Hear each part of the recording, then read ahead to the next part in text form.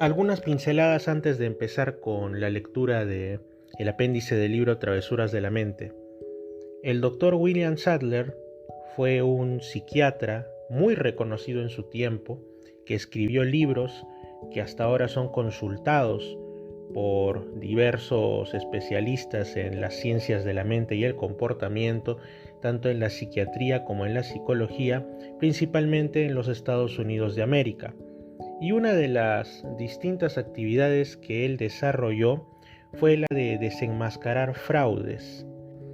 Estamos hablando de una época en la cual estaba en todo su esplendor y auge el tema del espiritismo y sus distintas manifestaciones.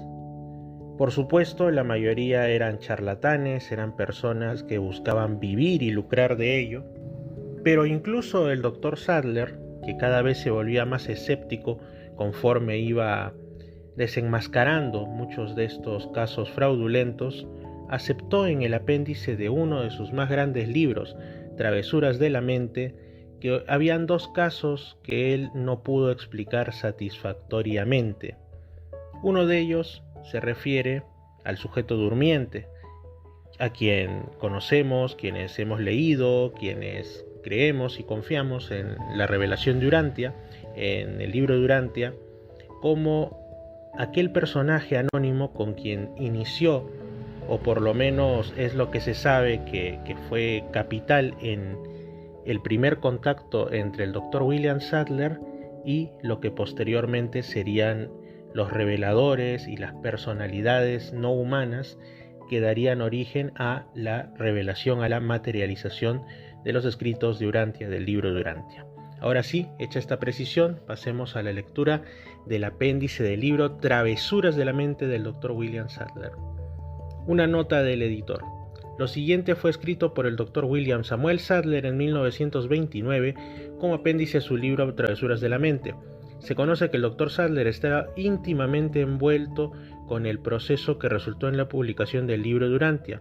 Es la opinión de algunos individuos que el sujeto durmiente a quien él se refiere en este apéndice, en conjunto con los hechos asociados con esta persona, son una descripción del proceso por el cual el contenido del libro de Urantia llegó a la posesión del Dr. Sadler y los comisionados de contacto. En discusiones acerca de médiums fraudulentos o psíquicos autoengañados, el lector de este libro ha encontrado varias veces la afirmación que habían ciertas excepciones a la crítica general hecha ahí, y se le refiere a este apéndice. Ahora, se convierte en mi tarea explicar lo que tenía en mente cuando estas notas fueron incluidas. Por el bien de la exactitud científica por un lado y estricta imparcialidad por el otro, se convierte en necesario explicar que hay una o dos excepciones a la afirmación general de que todos los casos de fenómenos psíquicos que han llegado bajo mi observación han resultado ser de autopsiquismo. Es cierto que prácticamente todos los fenómenos psíquicos han probado ser fraudulentos, mientras que los fenómenos psíquicos son invariablemente explicables por las leyes de proyección psíquica, transferencia, cambio de realidad, etc. Pero hace muchos años conocí a una medium, una mujer ya muerta, cuya visión, revelaciones, etc. no estaban ligadas con el espiritualismo. Que yo sepa, en ningún momento ella alegó estar bajo la influencia de espíritus guías o controles, o comunicar mensajes de los espíritus de seres humanos ya difuntos. Su trabajo era en su mayoría de naturaleza religiosa y consistía de dichos elevados y admoniciones religiosas. Nunca tuve el privilegio de hacer un análisis psíquico completo de este caso y no me encuentro en posición de expresar hasta qué punto sus revelaciones se originaron en las esferas subconscientes de su propia mente. Hago mención del caso solo para hacer nota del hecho de que me he encontrado con una instancia de fenómeno psíquico aparentemente del género de trance que no estaba de ninguna forma asociado con el espiritualismo. La otra excepción tiene que ver con un caso de fenómenos psíquicos bastante peculiar, uno del cual me encuentro sin poder clasificar y que me daría mucho gusto narrar de manera más completa. Por más que lo desee, no puedo hacerlo aquí, por una promesa que me siento obligado a mantener sagradamente.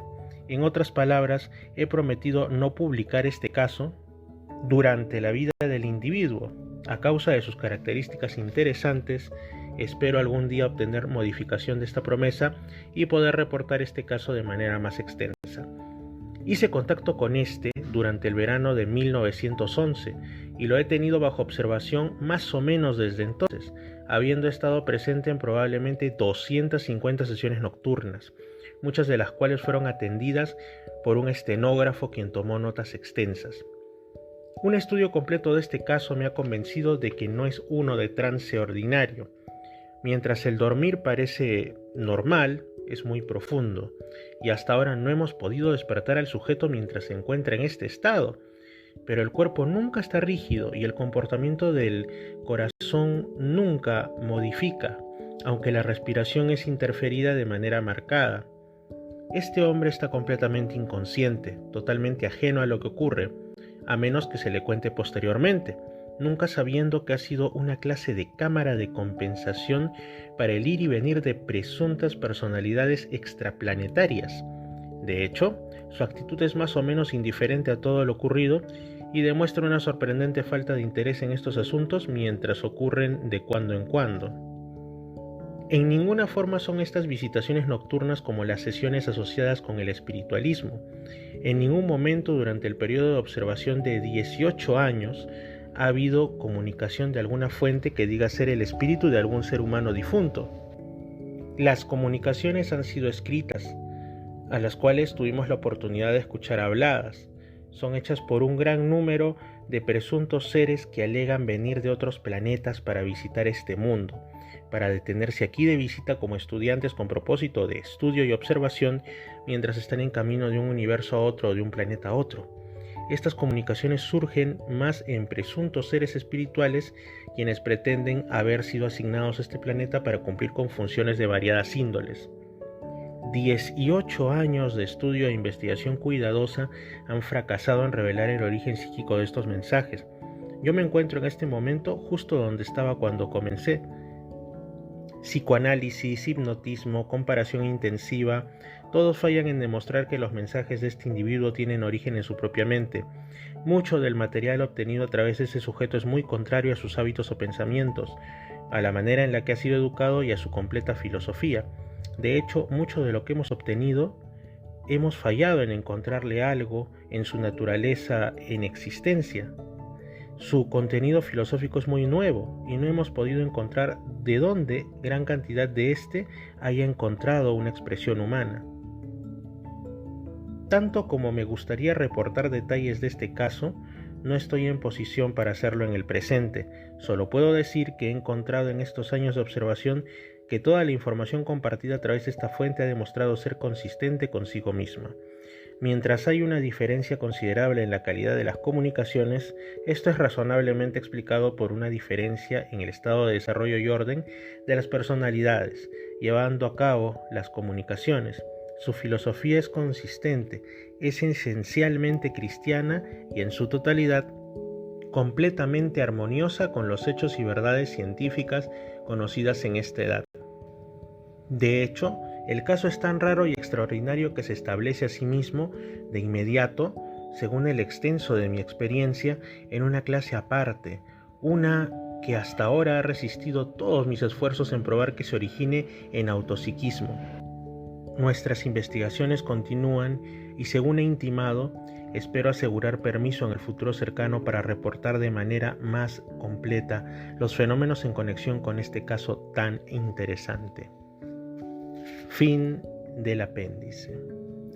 Queridos amigos, espero que les haya resultado interesante esta lectura, como dije, del apéndice del libro Travesuras de la Mente del Dr. William Sadler, quien pues en 1929 y desde mucho antes en realidad ya se estaba enfrentando al gran enigma que lo rebasaría totalmente. Después de tantos años desenmascarando fraudes y más fraudes relacionados al espiritismo, a las supuestas mesas parlantes, a supuestas o supuestos videntes y tantas cosas de estas, se encuentra con un caso que va de lleno en colisión hacia el escepticismo que había ido formando a lo largo de su carrera.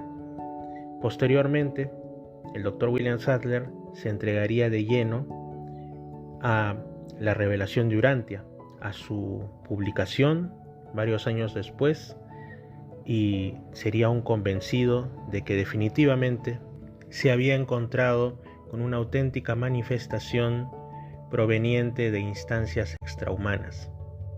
Un gran saludo, amigos.